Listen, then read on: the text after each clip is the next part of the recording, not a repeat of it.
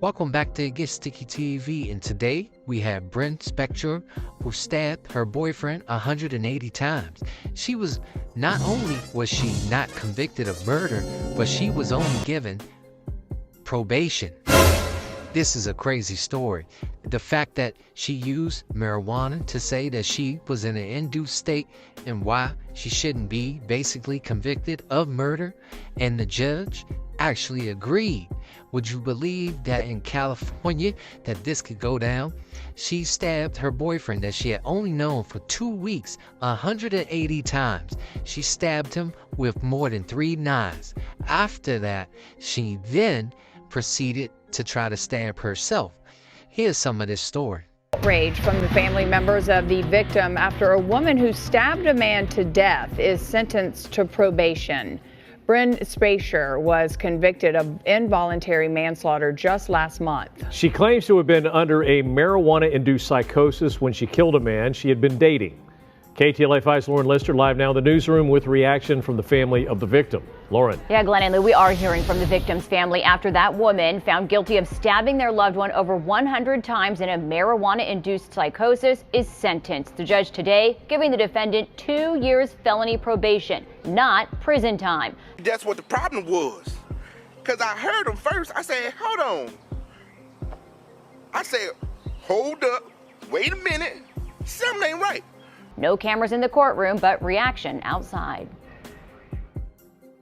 How I felt was, it's just an unjust determination. Family of slain Thousand Oaks 26-year-old accountant Chad Amelia devastated today after his convicted killer, 32-year-old Bryn Spejcher, who's been out on bail since the 2018 slaying. Yes, you heard that right. She was even out on bail. She had never served any jail time. More to the story. Crazy, right? Here you go. Was sentenced today and given no time behind bars. It's been 5.5 years where she has got to live with her family, and we get to live with a box of ashes. Last month, the jury found Spejcher guilty of involuntary manslaughter, of stabbing Amelia, a man she'd been dating a few weeks, 108 times with 3 different knives, while in the throes of a marijuana-induced psychosis. These are things everyone agrees on. What we don't agree on is that she should have walked free today after doing what she did. The reason, just so we're clear, she was charged with manslaughter because murder charges would mean Spejcher intended to kill O'Malley.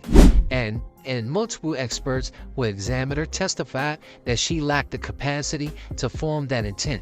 Involuntary manslaughter means she was criminally responsible for his death but did not intend to kill him.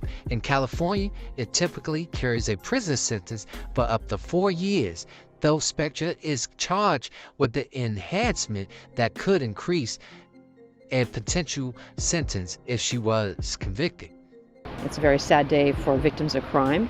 It's a very sad day for this family. At the scene of the killing, officers reported finding Amelia dead and Spejcher screaming hysterically, still holding the knife, stabbing herself in the neck. Spejcher faced up to 4 years in prison plus sentencing enhancements. The judge saying, given the facts of the case, he didn't think it was warranted.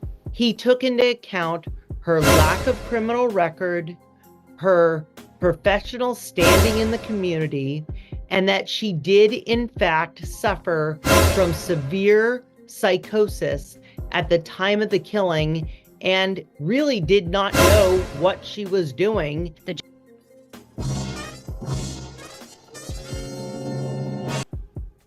Yes, you heard that right. A defense attorney saying she was so high off marijuana, which she only took 2 puffs of, and basically murdered this guy. And to go even further, this woman not only murdered him, but she even stabbed her Siberian Husky up, which a year later ran out into the street and was hit by a car, which caused his untimely death. He didn't die from the stab wound, but she did stab the dog up literally a few times. Judge citing evidence and expert testimony, also saying it proves Spejcher did not know marijuana would have this effect on her when she smoked with Amelia at his apartment that night. The victim's family concerned about a broader impact. I think he set an absolute terrible precedent in the state of California where it's okay to kill somebody after you smoke marijuana. Does it set a precedent? I don't know if it does, but it's certainly a case that defense counsels will cite when asking for probation in a case like this. As part of her defense, she said O'Malley, which is her boyfriend, pressured her to smoke marijuana, which is a key point in the trial. Her defense revolved around the idea that it was involuntary intoxicating, which is a legal context saying basically she was coerced into consuming drugs or did not know what she was taking, or that she could have not foreseen the drug could trigger a psychotic episode. But in the defense, they had basically evidence showing that in the past she was very familiar with cannabis. She had several text messages with her friends from 2018 that talked about getting drunk many times, missing in the morning of work due to hangovers, and eating edibles, forms of cannabis. Also, Question Spectre associated that O'Malley pressured her into smoking weed, pointing out that she didn't mention any pressure or intimidation in the most of her previous retellings of the story to police, which means she was basically making those stories up that she was pressured into smoking marijuana.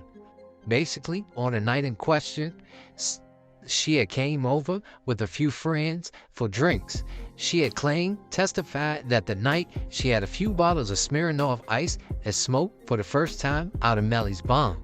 On a regular, as O'Malley was a regular pot smoker, while Spector testified she didn't like smoking and had consumed cannabis only around 8 times in her life. Only once, the first time, had she gotten noticeably high from it.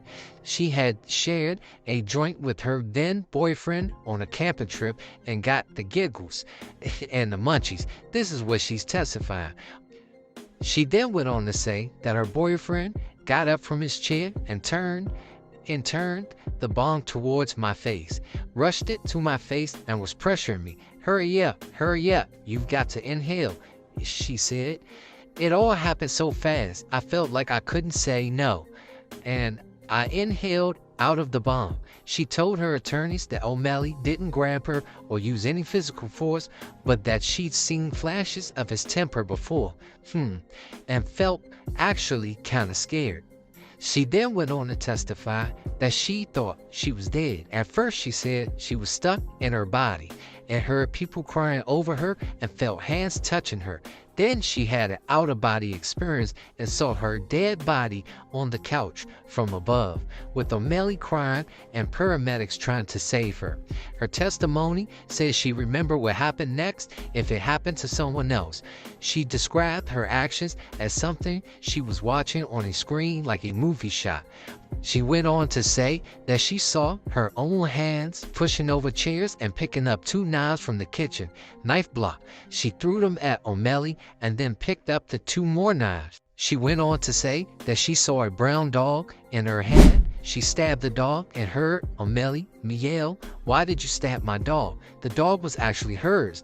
Aurora survived that wound but died last year, like I told you before, from getting hit by a car. Well, after everything I just told you and everything I just gave you, she was sentenced to 2 years of probation. That was it, for fatally stabbing her boyfriend over 108 times. This is the country we live in. 108 times, and she only got probation, no jail time. Oh, she has to do some community service. Thanks for checking out It Gets Sticky TV. Keep watching, I got more to come. Take it easy.